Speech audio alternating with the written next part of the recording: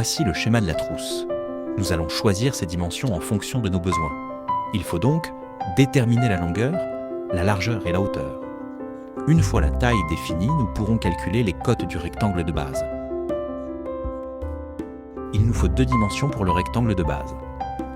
Les encoches pour les angles sont représentées, mais comme nous les coupons à la fin, nous les dimensionnerons à ce moment-là. La première dimension, la plus simple à déterminer, est la longueur de coupe. Elle est égale à la longueur de la trousse plus sa hauteur, et on y ajoute 20 mm de marge de couture. La largeur de coupe est égale à 2 fois la largeur de la trousse plus 2 fois sa hauteur, plus 14 mm. On soustrait ensuite la largeur de la fermeture à glissière, moins 14 mm.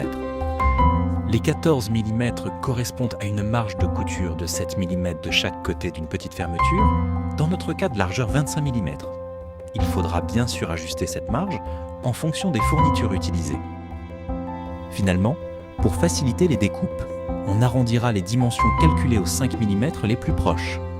Par exemple, pour un calcul avec comme résultat 203, nous prendrons 205. Pour donner sa forme à la trousse, nous devons déterminer la découpe dans les angles.